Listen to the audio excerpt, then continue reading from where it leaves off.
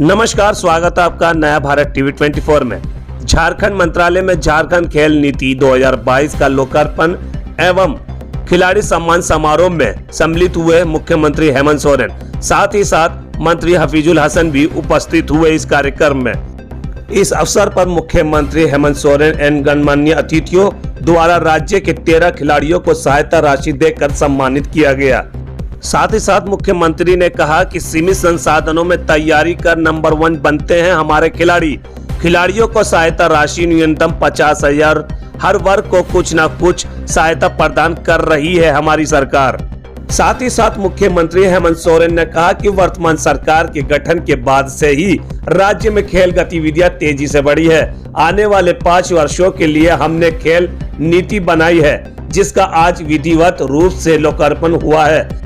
सरकार द्वारा बनाई गई ये खेल नीति राज्य के खिलाड़ियों, कोच तथा प्रशिक्षकों के लिए समर्पित है। मुख्यमंत्री ने कहा कि झारखंड के नौजवानों में खेल के प्रति रुचि, जागरूकता और झुकाव मैंने काफी करीब से समझने का काम किया है। यहाँ के खिलाड़ियों को प्लेटफॉर्म उपलब्ध कराना हमारी प्राथमिकता है। मुझे पूरा विश्वास है कि राज्य सरकार द्वारा बनाई गई नई स्पोर्ट्स पॉलिसी हमारे खिलाड़ियों को बिना रुकावट खेल की दिशा में आगे बढ़ाने के लिए मदद करेगी।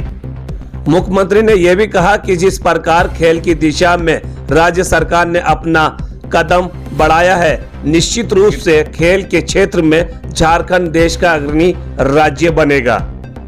तो आइए सुनिए मुख्यमंत्री की जुबानी क्या कुछ कहा है इस स्पेशल रिपोर्ट में, सुने जरूर।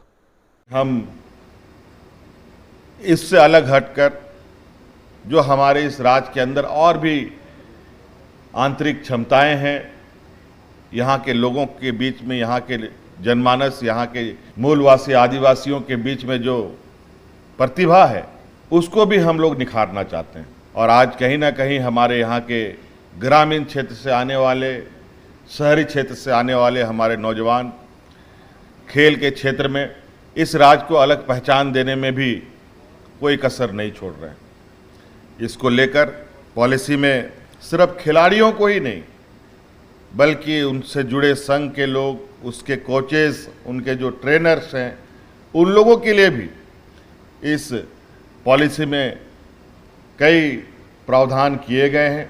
खिलाड़ियों के, कोचेस के, ट्रेनर्स के रहने, खाने, खेलने के संसाधनों से लेकर कंपटीशन में आने जाने की व्यवस्था को लेकर कई चीज़ें इसमें प्रावधान किए गए हैं।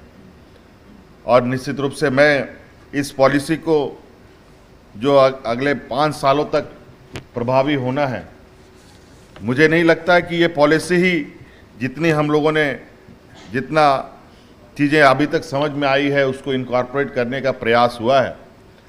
लेकिन मुझे लगता है क्योंकि जिस तरीके से हमारे बच्चे का, हमारे खिलाड़ियों का जो यहाँ कहा जाए कि जिस तेज़ी से ये आगे बढ़ना चाह रहे हैं, उसमें समय समय पर इस पॉलिसी पर भी हमें बराबर नज़र रखना होगा और हमारे खिलाड़ियों के अनुरूप इसमें ज़रूरत के हिसाब से अगर कुछ संभव हो इसमें बदलाव करने का, तो वो भी बदला जाने का काम किया जाएगा।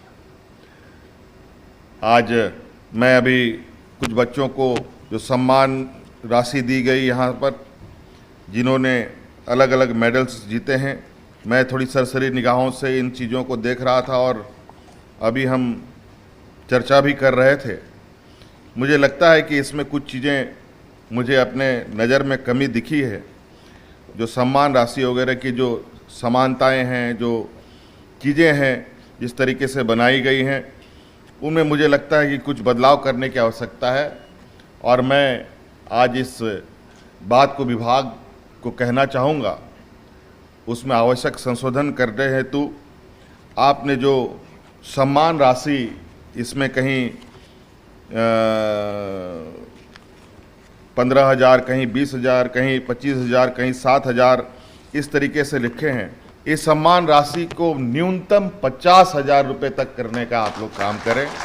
और उसके ऊपर जो जिस तरीके से लोग बच्चे मेडल जीत के आएंगे, उसके अनुरूप इसका आकलन करते हुए इसको पुनः इसकी समीक्षा करें और मिनिमम कम से कम हम अपने बच्चों को 50,000 रुपये तक का सहायता राशि उपलब्ध करा पाएँ।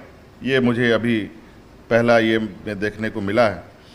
और इसके अलावा जो संसाधनों की आवश्यकता होगी उस पर भी हम लोग आने वाला समय में ध्यान देंगे। और अभी आपको पता ही है कि कई स्टेडियम्स बन रहे हैं, कई खिलाड़ी हॉकी खिलाड़ियों के लिए कई एस्ट्रोटर्फ युक्त स्टेडियम लगभग कई जगह तैयार भी हुआ पड़ा है, लेकिन इसमें थोड़ी सी गति देने की आवश्यकता है। और अभी हम लोग कुछ चर्चाएं भी कर रहे थे कि खिलाड़ियों की उम्र का भी एक बहुत बड़ा इसमें प्रभाव दिखता है। 1-2 मेडल जीतने के बाद, एक उम्र सीमा के बाद वो फिर उसकी जो आगे बढ़ने की जो रास्ते हैं वो बंद होने लगते हैं। उसका आने वाला भविष्य कैसे इसमें सुरक्षित रहे, उसके प्रति भी हम लोग थोड़ी सी गंभीरता से विचार कर रहे हैं। और यहाँ तक कि हम स्कूलों में भी आने वाला समय में स्पोर्ट्स एक्टिविटीज़ कैसे हो, इसको सुनिश्चित करने का भी हम प्रयास कर रहे हैं। हो सकता है कि आने वाला समय में हम लोग पहले एक प्रयोग के तौर पर स्कूलों में स्पोर्ट्स शिक्षकों की भी बहाली करेंगे, और हो सकता है कि हमारे इन खिलाड़ियों को ही हम प्राथमिकता से उसमें मौका देने का प्रयास करेंगे। ये हमारे मंशा, हमारी सोच में है। अभी इस पर हम लोग काम कर रहे हैं। इन्हीं शब्दों के साथ आप सब लोग आज इस पॉलिसी के उद्घाटन लॉन्चिंग कार्यक्रम में उपस्थित हुए, इसके लिए बहुत बहुत धन्यवाद। पुनः मेरी ओर से ढेर सारी शुभकामनाएं। जोहार।